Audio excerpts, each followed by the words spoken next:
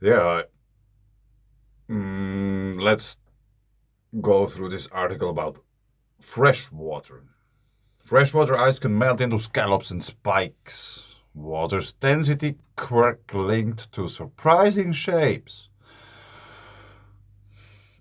When columns of fresh water ice were submerged and melted in water, downward facing spikes left formed at temperatures below 5 degrees Celsius. Scallops center between about 5 and 7, and upward facing pinnacles right above about 7 degrees.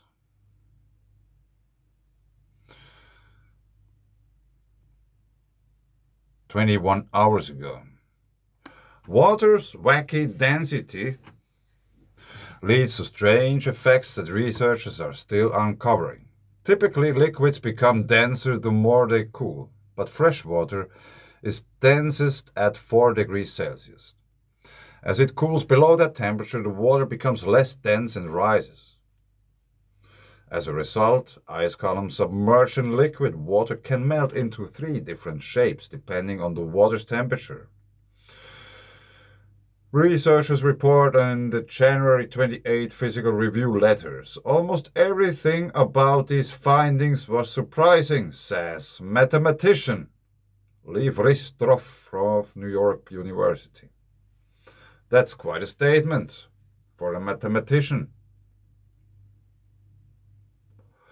Almost everything about the findings were surprising. Almost everything. Okay.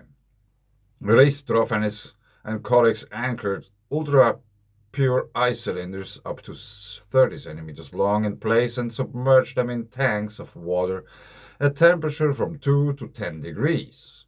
The ice melted into smooth downward pointing spikes if placed in water lower than about 5 degrees Celsius. Simulations showed a strange thing, that the cold liquid water near the ice is actually buoyant, due to being less dense than the rest of the water in the tank, Christoph says. So that upward flow draws warmer water close to the ice space, causing it to melt faster than the top.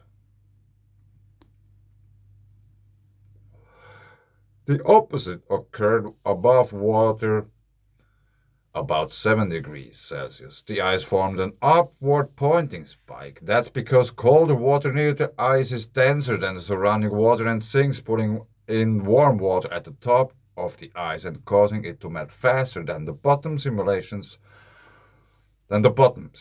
show. This matches what your intuition would expect, Ristroff says. Between 5 to 7 degrees Celsius, the ice melted into scalloped columns.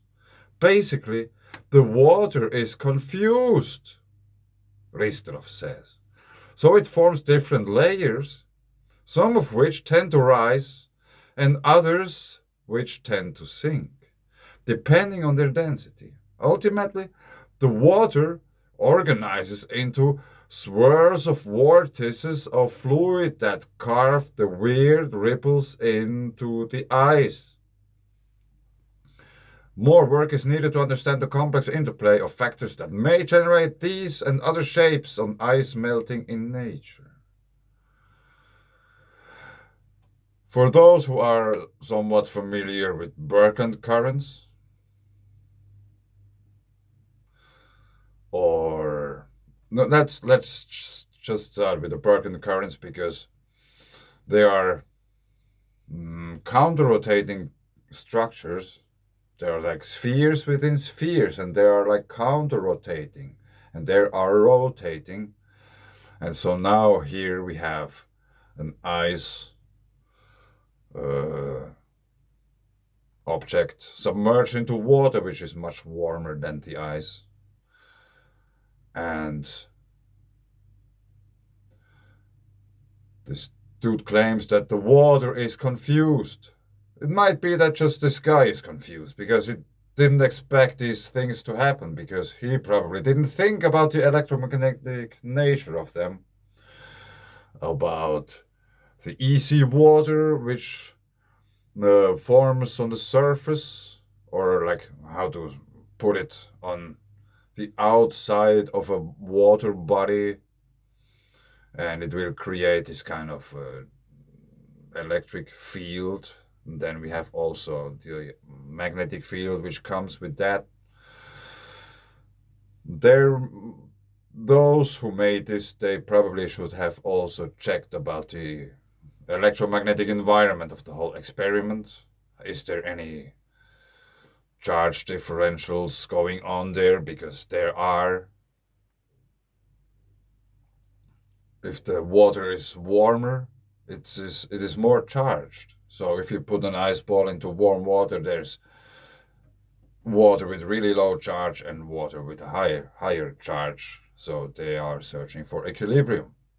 And if you wait long enough, everything is molten, everything has the same temperature, and the only place where you find like special water will be on the edges, the surface, and then on the edges, the easy layer,